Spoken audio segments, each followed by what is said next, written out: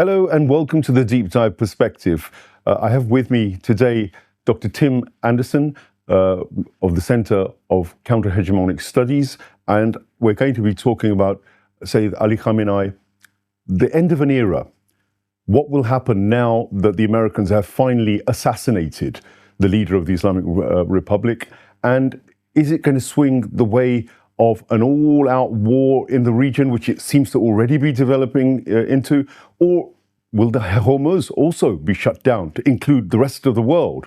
Will, on the other hand, the Islamic government of Iran collapse and fall, as Donald Trump seems to be intimating and wanting? Well, to deal with this question and many more, Tim, welcome to the show. We're going to throw it to you, really. First of all, it was a big shock, I think, for everybody that the US and the Israelis managed to do this so quickly. Yet again, they have had the element of surprise in the initial attack. What do you think is now going to happen on the ground as a result of this? Well, they tried, of course, to murder the Iranian leader back in the 12-day war in June last year. They tried twice, apparently, and failed. So it's always been high on the agenda of the Israelis and the US, basically. And of course, they also murdered several of the military leaders this time, and quite a number back in June. So it's always been part of their tactic. I think you can say Trump's military aggression is really based around assassinations, the use of mercenaries, special operations. He doesn't want to get involved in extended conflicts, which is what he's walked into now by attacking Iran. That's the difference here, I suppose, in terms of this conflict and previous ones. Well, the reality of it is that attacking Iran involves a number of things. First of all, if you were to attack them by land, you have to have the logistics to be able to do it. It doesn't seem like the Americans or the Israelis have that capacity at the moment. You'd have to be able to knock out all of their defense systems, which doesn't seem to also be likely, even though they've had a huge hit here in terms of the leadership. Do you think, first of all, Iran has a command and control structure which can immediately replace the current one that has clearly been hit? Yes, I think they've already done that, basically. They've even got a guardian council now, which takes the place of the supreme leader until there is an election of the new supreme leader down the track, basically. So the Islamic Republic of Iran, whatever you think of it, it's very well institutionalized, basically.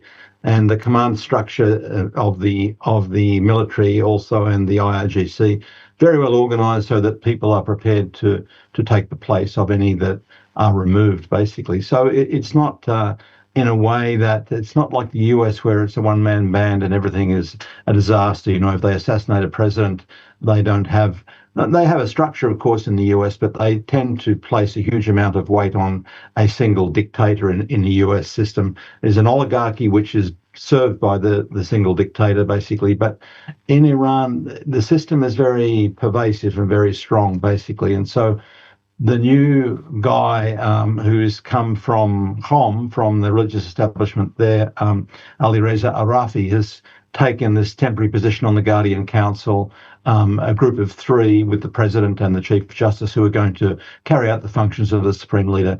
And I think in terms of the role that the supreme leader carried out in terms of the military, that has been replaced also. He had deputies there, basically. So we didn't see any. In fact, after many of the military leaders were assassinated in the 12-day war in June, we saw an escalation of the attacks. Remember, it was in the first days of the attack, the surprise attack on Iran in June last year, that the Israelis seemed to have the upper hand.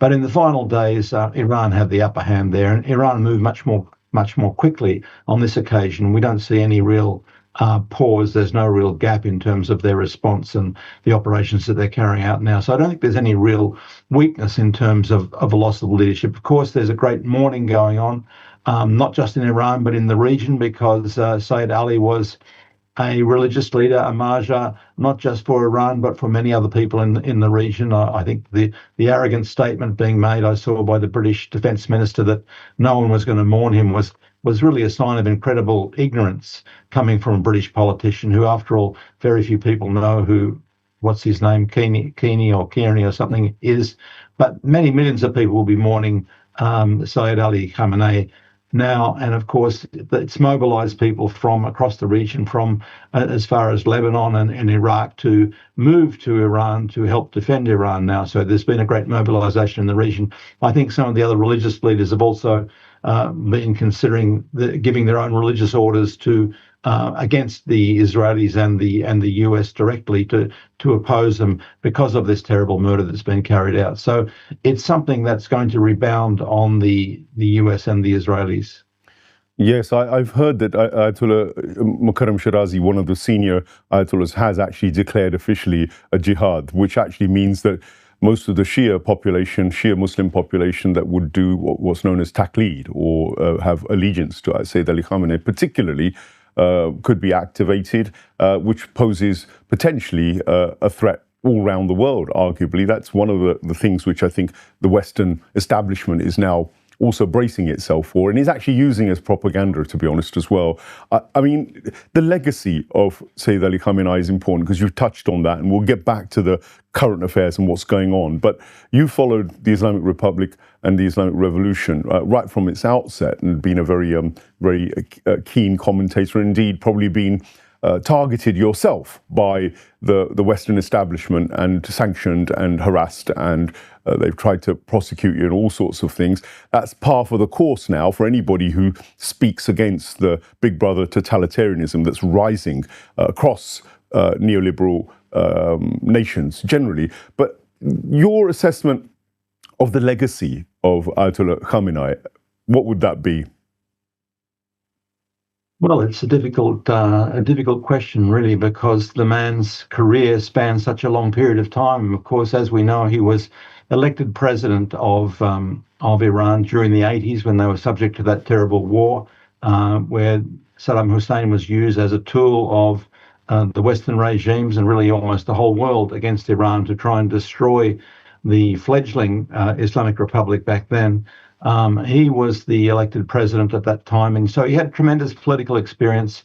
And then he was a reluctant candidate for the Supreme Leader because he didn't feel that he would be respected as a religious leader, because indeed he didn't have the credentials that were expected of his predecessor, of the founder of the Islamic Republic, Ayatollah Khamenei.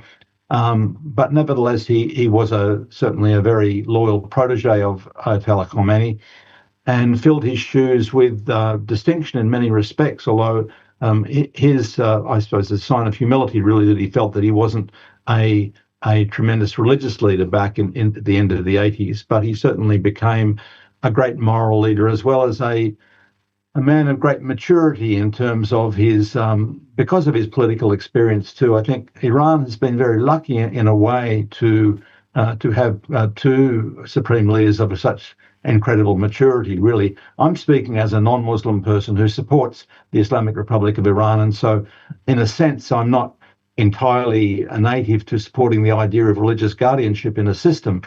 But you have to recognise, I think, or an independent observer, a fair observer, has to recognise that they've had incredible maturity and great judgment in their leaders since the revolution 47 years ago, so it's actually a challenge, really, for the next leader when he is elected by the Council of Experts, the Electoral College, effectively, to fill there, because Syed Ali Khamenei was really juggling a tremendous array of forces the entire, almost 4 decades that he was supreme leader, basically.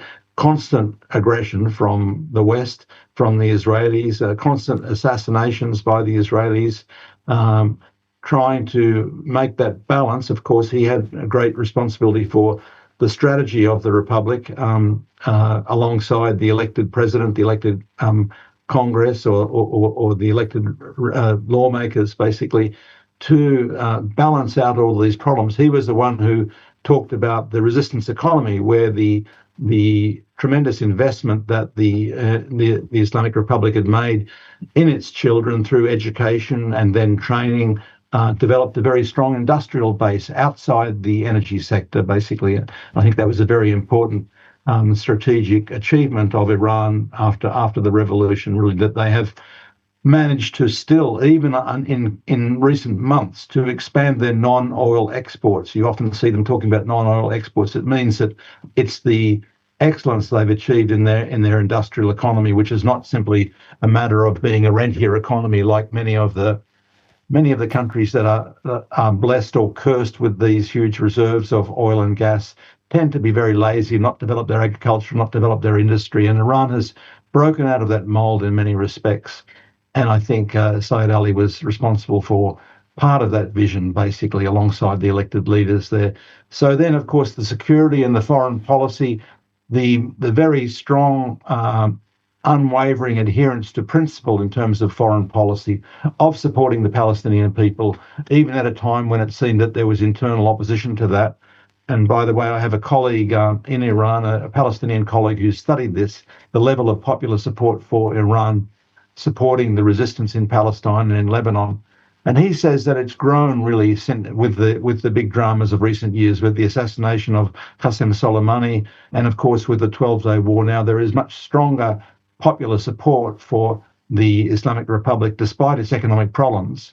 And of course, they've been aggravated by the attack on the currency recently in December, still continuing to support the independent peoples of the region, in particular the Palestinian people. And so that's been a sacrifice in many respects that Iran has made. It's had to wear the cost of that with all of these sanctions and aggression and assassinations and so on. They wouldn't have happened if the Islamic Republic had done what the previous monarchy had done and simply align themselves with the Zionists and go and pay homage to the colony in occupied Palestine. But they decided on principle not to do that and to continue that long-standing principled support for the Palestinian people, which has no rival in the region except when we look at the Republic of Yemen. Of course, the Yemenis now have matched that type of principled support, but really no other state has done that consistent support for the Palestinian people over so many decades in the face of so much pressure. And I think Saeed Ali was a key foundation to that principled approach. Yeah, it's interesting you talk about principles and morality and character within the context of Saeed Ali Khamenei, because that's very poignant, particularly in terms of the two or three obvious protagonists. I could talk about Benjamin Netanyahu and Donald Trump, looking at their characters, their personas, their political realities. One can only put the label of the Epstein Class on them, quite frankly. One can only put this idea forward of an Epstein regime, both Israeli and the US. To be fair, I couldn't also omit that label from the likes of Keir Starmer and virtually every other Anglo-Zionist government and leader. It's very important. The old days of even Western politics, we used to talk about ethics and morality and have some sort of check and balance to say we had to do the right thing because the West was pushing democracy, liberty, freedom, human rights, equality. These were the bedrock of the reason why a lot of the Western leaders claimed superiority and the need to go and involve themselves in the global South. Well, that kind of narrative is really in tatters now, in a way, because contrasting Saeed Ali Khamenei and his character, I mean, I know from my own studies of him since the revolution that as a young man, he dropped his theological studies at the seminary in Qom because his father was very, very ill and he had to go back and manage the family affairs and look after his elderly mother and father. And that probably actually cost him the early achievement of, if you like, Ayatollahship, if you like, that status of going to become a marja. And then he also, in the early stages of the Islamic Revolution, prior to the revolution, he was imprisoned and he was violently tortured by the Shah and Savak, from what I gather. So he made extreme sacrifices, very brave in that sense. And then you get to the revolution and post-revolution, he was a very energetic individual, both in terms of his being on the front line of the war, where Saddam Hussein was using Western chemical weapons to gas Iranians and the invasion of Iran, as you alluded as well. So he was very active there as well. He seems very much not in the mold of what people would think of, say, a medieval mullah. somebody who's just a religious cleric, a theologian, a scholar, sitting in his room and giving out fatwas, whatever. His reality seems to be very different. What do you make of all that? And contrasting it with what I call the Epstein class now and their characteristics.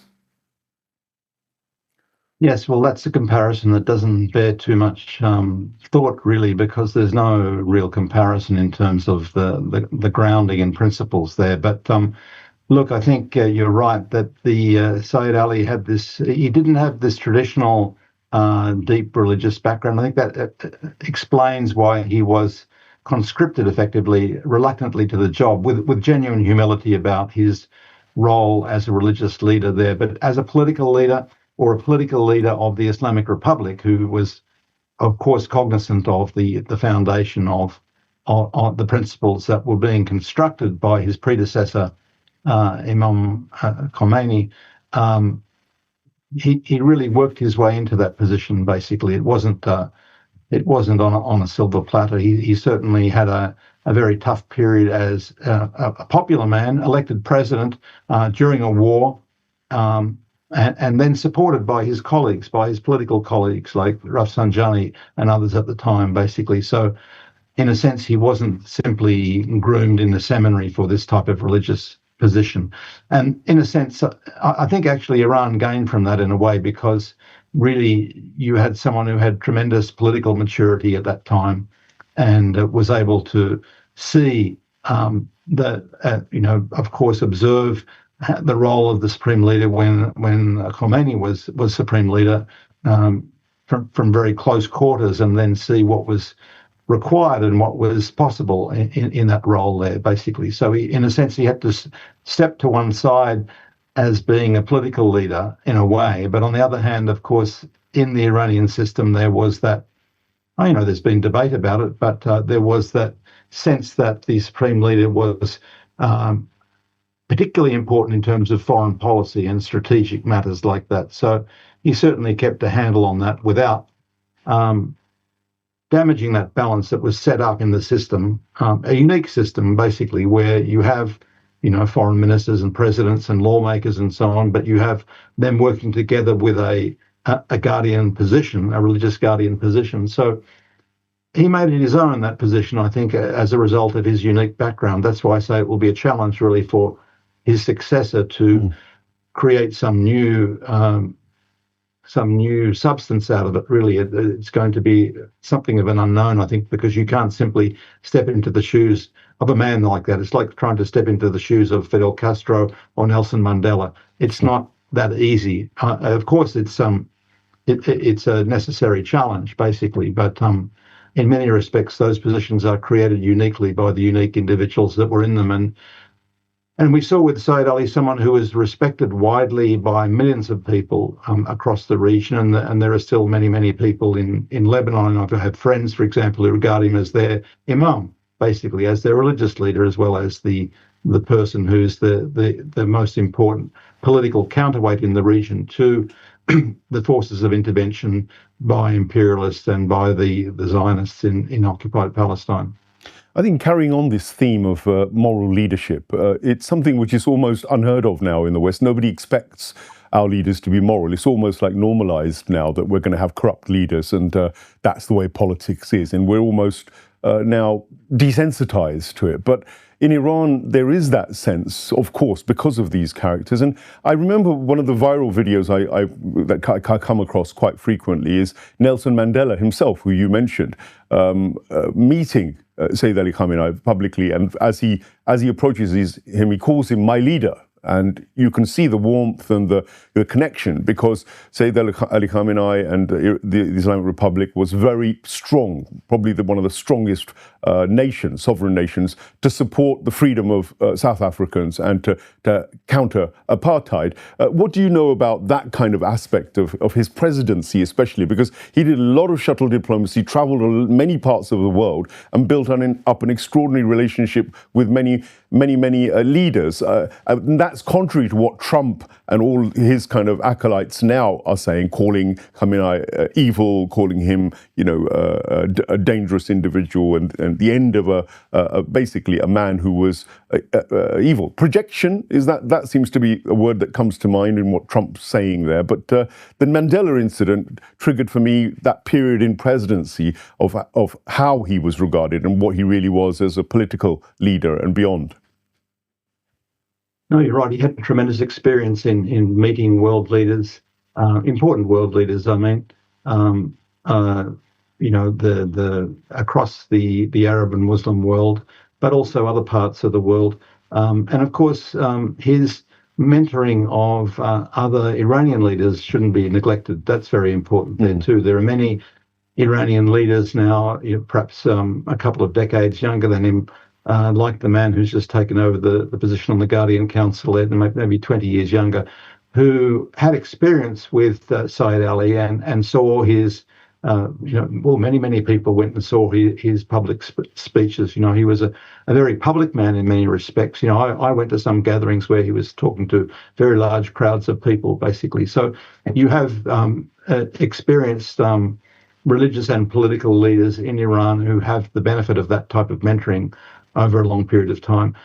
I think that, and then of course, actually the point you were making about about what you expect of political leaders and the supreme leader is interesting. The president Pezeshkian recently said that, something like that. He said, you expect politicians to be insincere in the things that they say, but when Sayyid Ali says something, you don't, you take that as a genuine principled position, basically. So President Pezeshkian was running himself down in a way, saying that even the political class in Iran, but the public doesn't necessarily expect clear, moral, principled statements from them because they'll talk out of self-interest, basically. Yes. But people in Iran certainly looked at it that way. I think they looked at for that moral certainty from Sayyid Ali, and he had that the unwavering attachment to principle is what occurs to me. Is why the great challenge that Iran put out to the world and to the imperialists and to the Zionists was, we're not budging from our support for the Mustadafin, for the oppressed people of the world. That doctrine, which is synonymous in many respects with the Islamic Republic of Iran and also now with the Republic of Yemen, basically, that commitment through Zaydi and Shia traditions to the oppressed people of the world, that there was a duty to avoid conflict so far as possible, but to defend oneself and to defend the oppressed people of the world.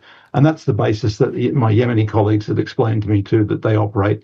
And they say that they developed this independently of, and perhaps even before the Islamic Republic of Iran, probably well before the Islamic Republic of Iran, but they have some common sources that they draw on for that principled approach. But certainly Sayyid Ali Khamenei was the most famous practitioner of it in recent decades, and he straddled so many decades as a leader in Iran that there will always be that example for Iranian people to look back on. So there is a legacy there, I think, which is going to remain, basically. And many people in the world, putting aside some of the Western leaders you mentioned, because their legacy is likely to be very shallow and very ephemeral, basically, and those that have some sort of influence on finance and politics these days, it really doesn't compare in many respects. They'll be forgotten so quickly, or disgraced, or both, so quickly that that comparison doesn't really bear much scrutiny, basically. But I think that the principled legacy of Sayyid Ali is going to be something that will be a reference point, certainly for Iranians, but also for many other people, particularly in the region. I think that notion of legacy, again, you're right. Genocide seems to be probably the abiding legacy which Donald Trump and Netanyahu and his ilk are going to have.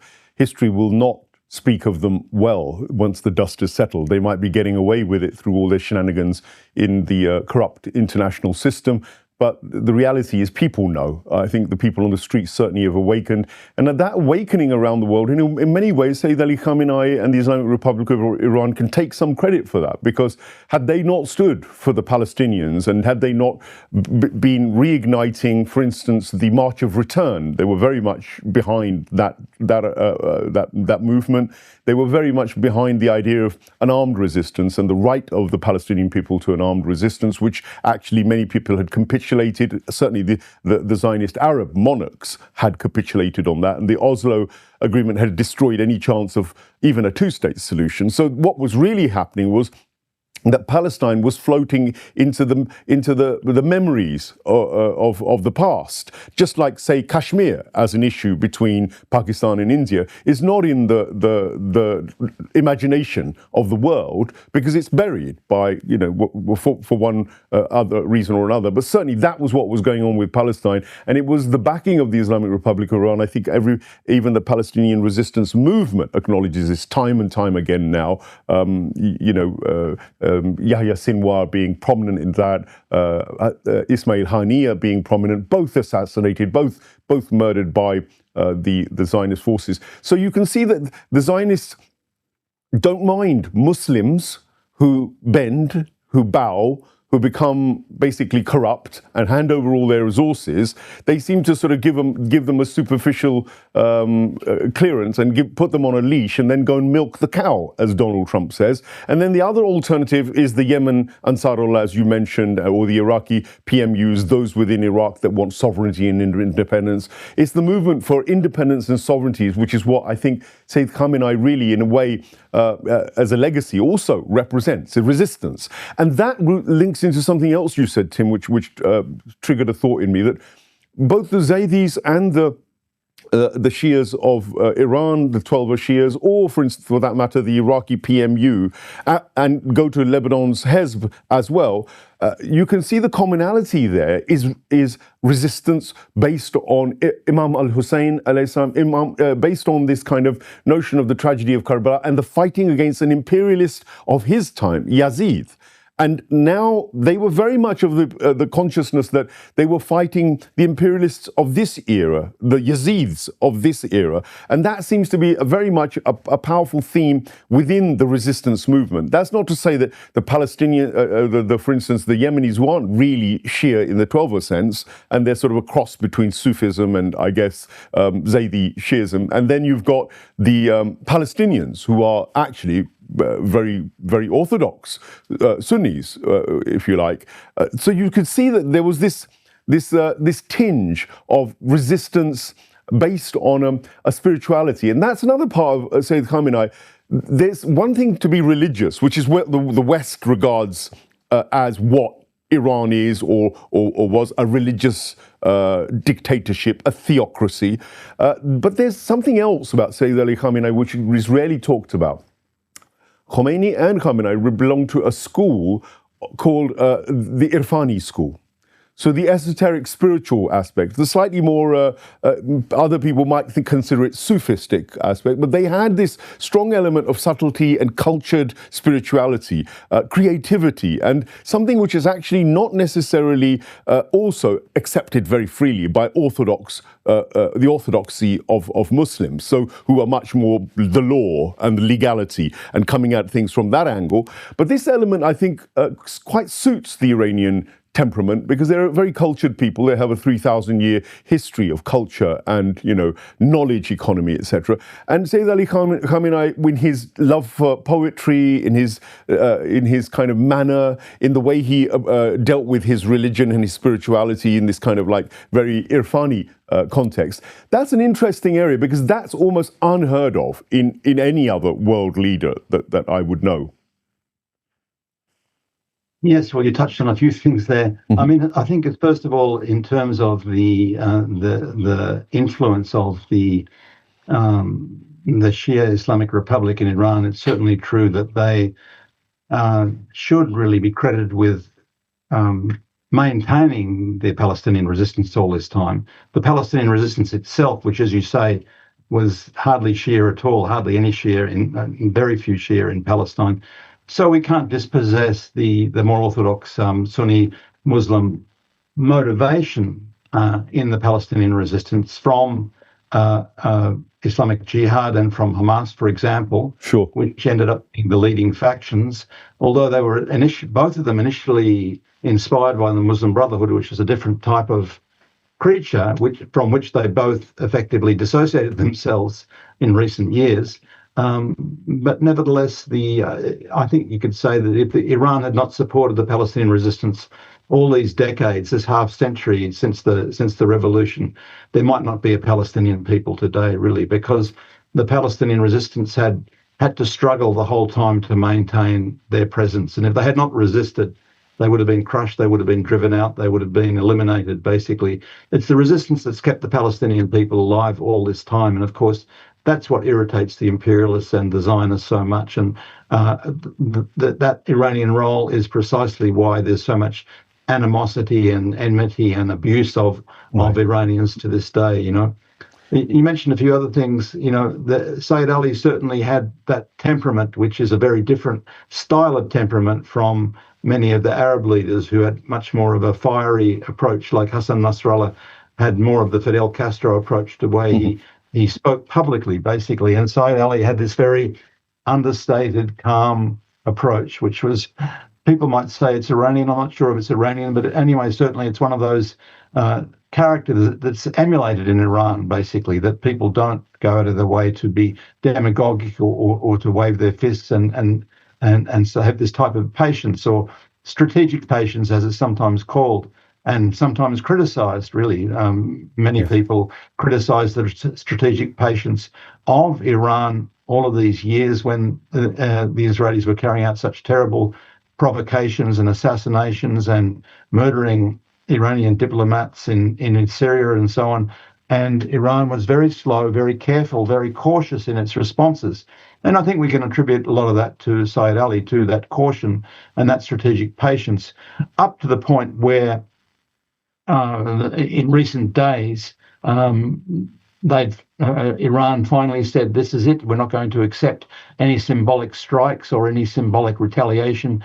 If you carry out any sort of attack, we're going to respond with full force to all of the bases that are surrounding us now and participating, collaborating in those attacks. So Sayyid Ali was responsible for that long-term strategic patience, which I think was making a point to the Iranian people, but also to the world at large, that Iran was being careful and not provoking and not wading into a conflict unnecessarily.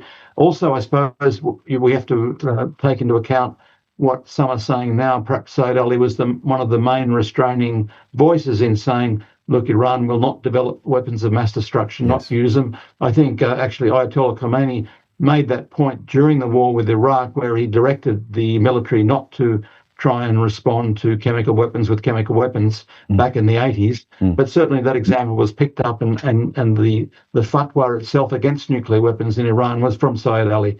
Now, there's a question, I suppose, whether that tradition will be carried on, because there is a demand on the streets from ordinary Iranian people. Now, we've seen it in many situations. They're saying, listen, you know, what deterrent do we need to stop these lunatics attacking us all the time and murdering our people and destroying our economy and so on? We need some effective deterrent there. And it remains to be seen, I suppose, whether the missile arsenal of Iran, which is now being used or gradually being rolled out, basically, as one of the leaders said recently, we haven't used our best stuff yet. They've used their oldest stock so far to destroy those US bases in the Persian Gulf and in Jordan, and even as far away as ships in the Mediterranean. But the newer missile stocks are still to come out, but they're going to use them.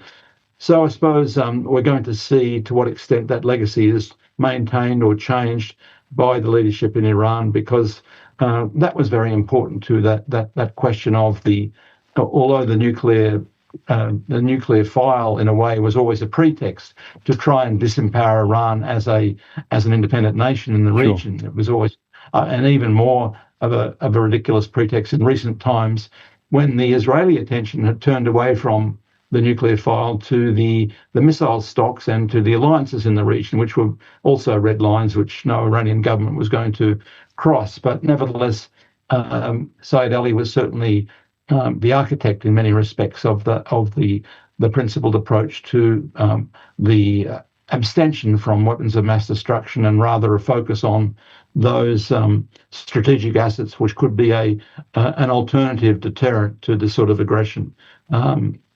The current war is going to show us, I guess, how far that's going to be effective.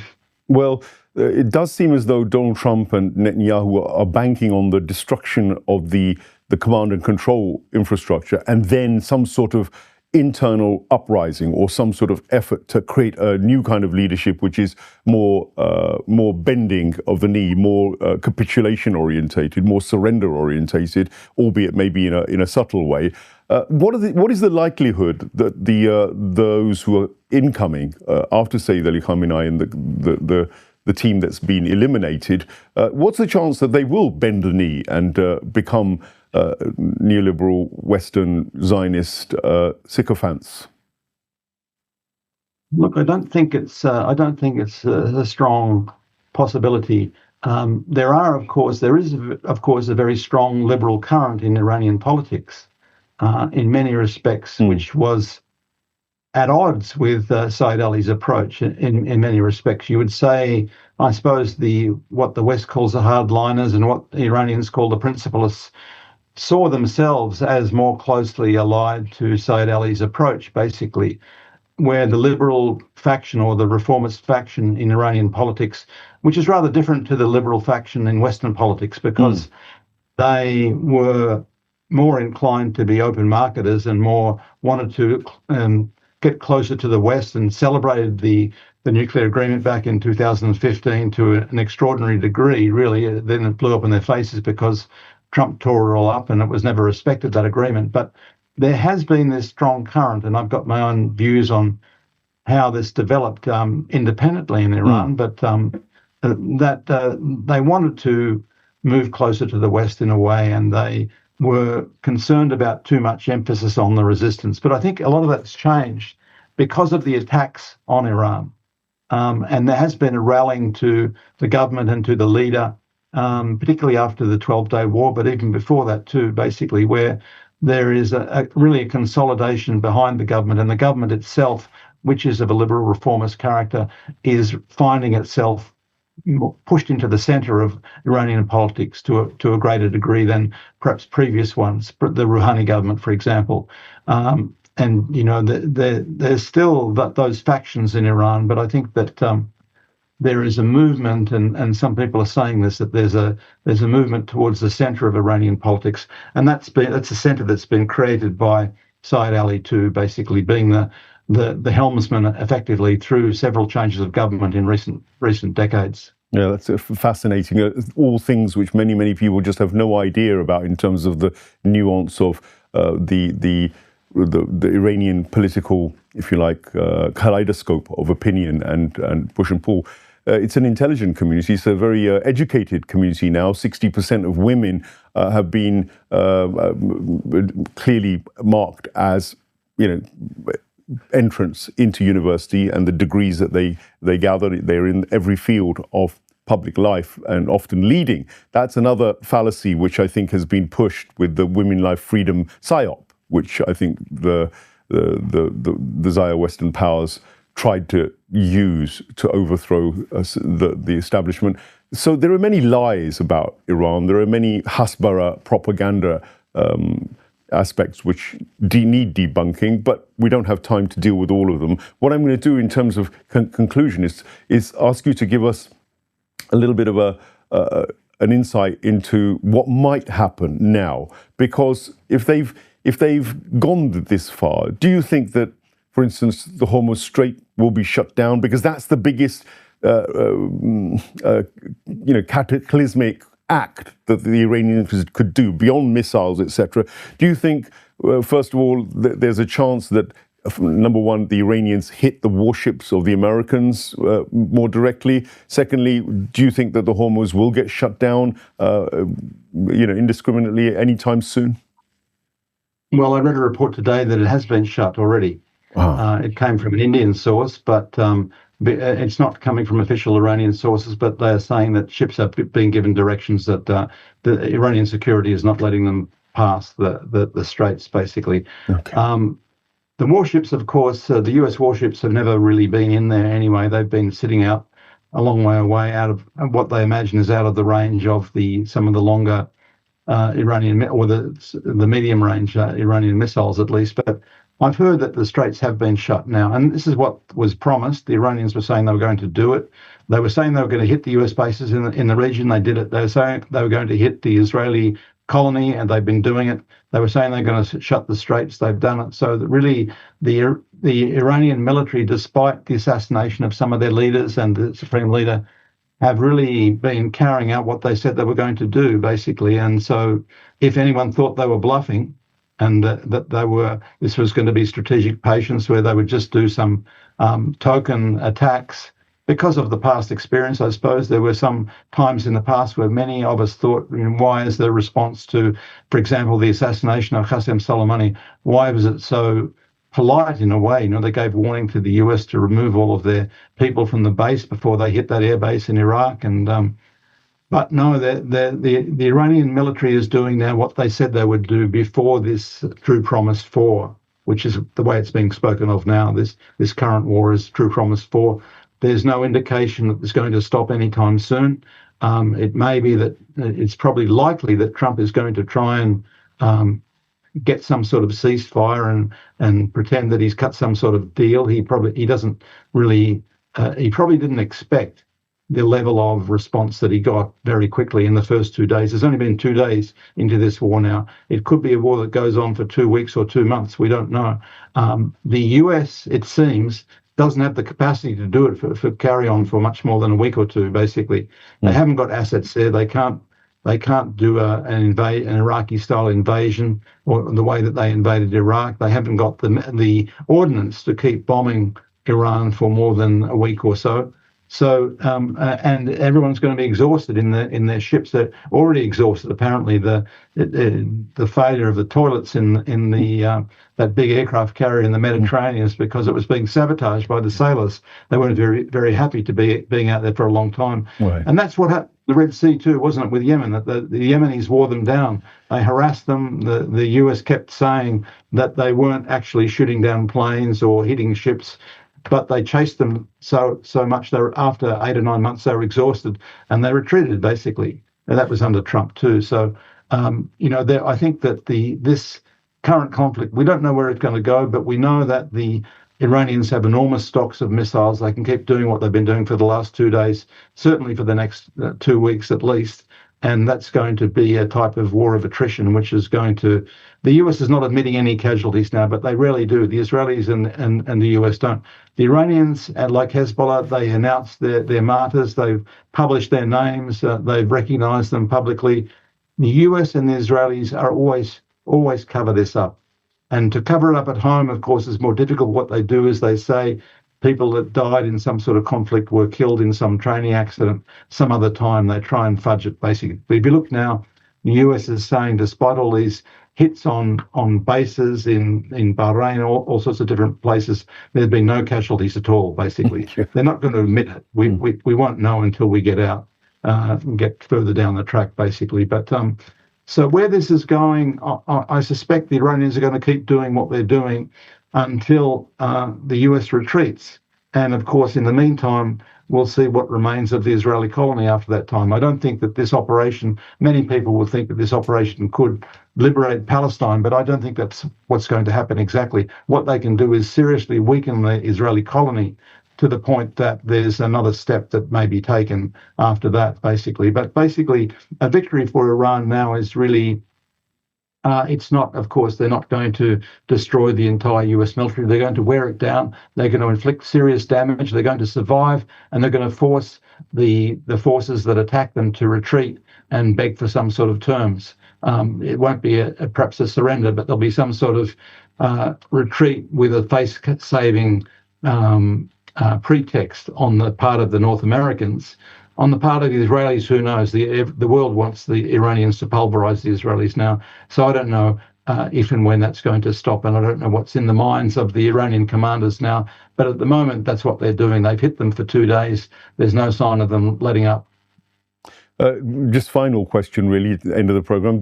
The United Nations and Security Council has met. The Russians and the Chinese have expressed their displeasure at what's going on. Do you think there'll be any more serious involvement from the Russians and the Chinese, given they have such strong relations with the Islamic Republic of Iran and it's a central part of the Belt Road Initiative?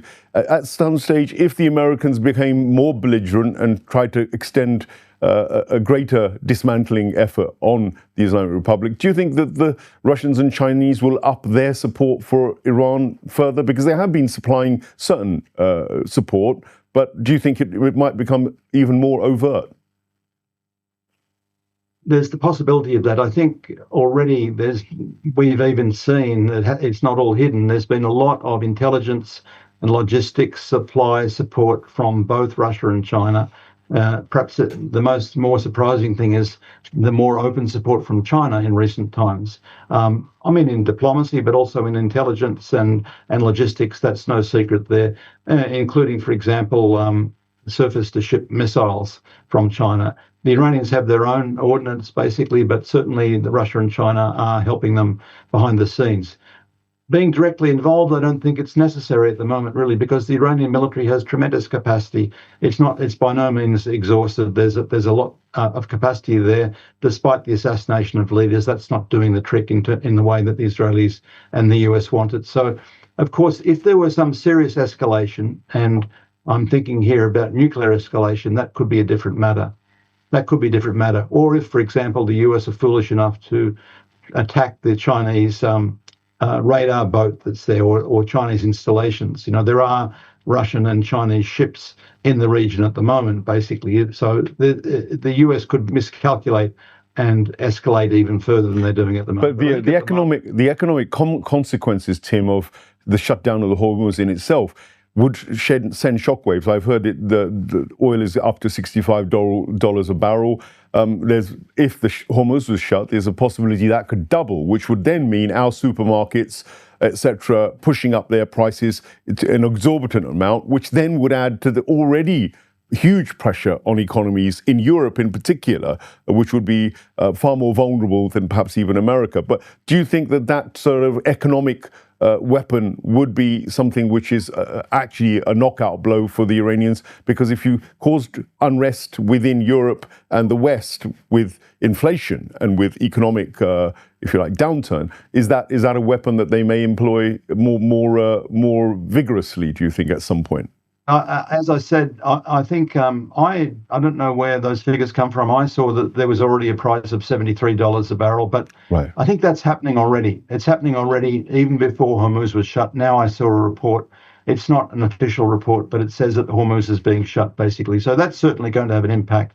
I don't know that's certainly going to cause a lot of pain to a lot of economies. Apparently 20% of the world's oil used to go through the Straits of Hormuz, so that's going to have a substantial impact there. There are alternatives, but certainly it's going to push the price up, basically. I don't think it'll be decisive in terms of the conflict. I think this is going to be determined militarily in many respects. I think the Iranians are going to exhaust their enemies, basically, because they're going to survive and they're going to exhaust their enemies. And unless there's some enormous thing where the Israelis pull a rabbit out of the hat and they think that they're being destroyed and they're going to use nuclear weapons, I don't think they're that stupid, but I'm not convinced they're not that stupid, basically. Same with the US, basically. I know some people have been saying, by way of trying to dampen the argument that the Iranians can retaliate with full force, that the US would respond with nuclear weapons in certain circumstances. I tend to doubt that, really, because even the destruction of warships in the region would not be an existential threat to the US itself. Yeah. And that's, I think, factored in by the fact that the Iranians have decided to, and they've said this, the foreign minister said this, that they've decided to cap the range of their missiles to 2,000 kilometres. So there's no chance of continental US or continental Europe being part of any sort of existential threat there. I think in the past the US was talking about that some of the weapons they had in Europe, which were aimed at Russia, were really aimed at Iran. But I don't think there's any real substance. Who knows? They say all sorts of fantastic things about Iran being a threat to the world. Trump was saying that to try and justify this recent aggression, basically in the manner of Bush and Tony Blair and the others back 20 years ago, basically. But I think that the matter is going to be determined by conventional war, I believe, and I think that the enemy is going to be exhausted. Iran will survive, will rebuild, and then we'll see perhaps a shift in the balance of things in the region. Tim, thank you so much for a fantastically nuanced and detailed analysis in the heat of the battle at the moment. One can't really predict anything in wars, but you've done a fine job in helping us to navigate many of the possibilities and some of the realities, of course, of Ayatollah Khamenei. Thank you for joining us. And to the audience, I guess you have to really study harder. You have to take alternative perspectives. All too often, what happens is we're fed the lies and the husper and the propaganda, which has clearly been attached to Zaya Western media. One knows clearly that they're pushing the line of the Epstein Class and the Epstein regimes, which are operating to impose their hegemony on the global south and around the rest of the world, are not doing it for our interests, because it's never really in the public's interest to go to war and to rape other people's resources or fight people or make ourselves hated by an entire section of the globe. That's not the people. That's not you. That's not why you vote in your leaders. But somewhere along the line, you have to realize that there is a hijacking going on, and the policies followed by, whether it's Starmer or whether it was Sunak or whether it was, go back as far as you like with any prime minister in Britain or any president in the US. It seems when they get in office, they're subject to some kind of other force and power. I think we all know now after Epstein what those forces and powers are, and we've realized the extent of their control. The question is, what are we going to do, and how are we going to view foreign policy as being divorced from our own welfare? Because I've also noticed here that the anti-imperialist movement, which supports Palestine, for instance, has not been so vocal about supporting the war against Iran initially. And that's problematic, because if you're now also in the mode of trying to make who is an acceptable member of the oppressed in the world to support and who is not part of your itinerary, then that's a question for you on a moral level as to what you're doing. And I think what Tim's outlined in terms of what the Islamic Republic is in reality should give you a lot of food for thought about your position in terms of the way you act in trying to stop this war, because no war is good, and certainly Iran has not provoked the war. If the crime of Iran is that they want their sovereignty and their independence, if they want to use their resources in a way which is a fair trade deal across the world, if they want to be able to create governments that are exactly the way they want, if they want to maintain cultures which are rooted in 3,000 years old heritages, are those crimes? Are we going to go in from the West to impose on people on the other side of the world what our supposed values are, when actually those values, we can't even impose them within our own society, which is falling apart based on the kind of hyper-hedonism or the kind of the leadership which is drowning us in more and more poverty, is not even letting us reap the rewards of their ungodly gains from the rest of the world. These are questions that we must ask, and they're accountability questions if we have a real democracy, which I very much doubt. I think that we're in oligarchies, and we don't get to say what we really want. Or we get to say it, but nobody bothers to listen to us to do it. This is a challenge for us. So we need really, I think, to take on board the research of people like Dr. Tim Robinson, who've gone into a deep dive on these other cultures and understand that we're all being pitted against each other probably. We're probably being coerced into wars and fights which are none of our business and actually are not in our interests. Thank you for watching this edition of the Deep Dive Perspective. And don't forget, please, to like, share and subscribe, because without your support, we're nothing. We can't get past even the algorithms and the control and the censorship which channels like ours and people like Tim are subjected to every day. So we need your support, and you need to do that proactively. I'd say that's the only way that we can actually get the message out even further, which is what we're trying to do. Again, final thank you to Dr. Tim Robinson. Until the next edition, goodbye.